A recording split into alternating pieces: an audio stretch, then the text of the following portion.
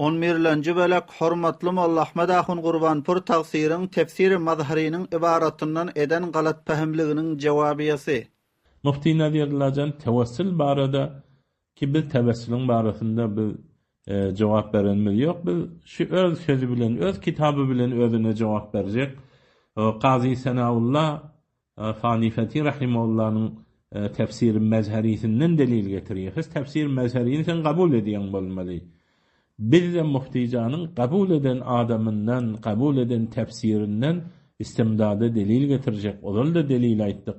Waqad tawatara an kesirin min el-awliya wa annahum yansuruna awliyahum ve yudammiruna a'dahum ve yahduna ila Allah Teala men yeşâ'ullahu Teala. Yani kâne awliyalardan haber mutawatir bilen sabit boldy. Yani qat'î diýdigi. Haber mutawatir diýeni bir وقول العلم من غير شبهة بر علم واجب aylandyryň bir haber awwaluhu kâhiri we awsatuhu ketarafeyhi haber mutawatir diýilýär. Hatta etiqadda delil. Kan awliyalardan şeýle bir ýalana ihtimali bolmady haber bilen geldi ki olar dostlaryna kömek berip bilýärler. Düşmanlaryny dargaj bilýärler. Hudaý ýoluna adamlary hidayet edip bilýärler Hudaýyň iradesi izni bilen mustaqil däl bularda hemmesinde biz odan aýtdyk. Muassir mustaqil däl, hazır nazir däl.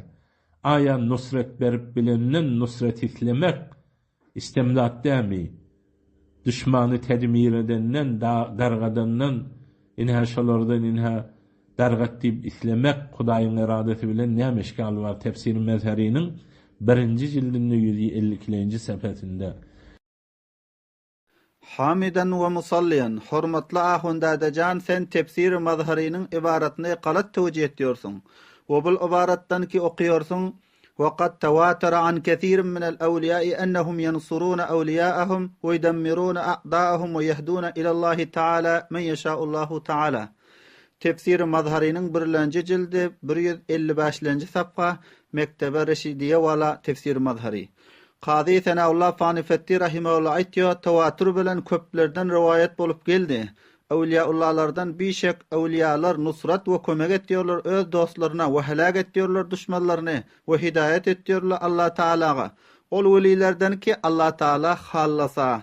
Hormatly ahundada sen aýtýarsyň hazır we nazir däl, mustaqil däl. Hudaýyň izni iradasy bilen weliler şöyle iş edip bilýär. Bul tewjihge binaen muňa istimdad diýip bolmaýar. Näme çünki istimdadyň manasy talab medet kömek islemekdir. Weli Allah Taalanyň izni iradesi bilen nusrat we kömek etse, o düşmanlara helak etse, o merdumlary Allah Taalaga hidayet etse, hormatly ahundada muňa keramet diýilýär, istimdad diýilmeýär. Ahundada mowqifyňdan ýa durma, keramet awliya ihtiyari diýip kabul etýärsiň. O bul jaýda aýdyp dursyň, hazır we nazir däl, mustaqil däl, Hudaýyň izni iradesi bilen weli kömek edip bilýär. Düşmanyny helak edip bilýär, merdumny Hudaýga tarap hidayet edip bilýär. Bul zatlar hemmesi keramet bolýar. Keramet awliya hak we sabitdir. Bul zadyň özi keramet awliya gaýry ihtiyari bolýar. Bul ibaratdan istimdad awliya sabit bolmaýar.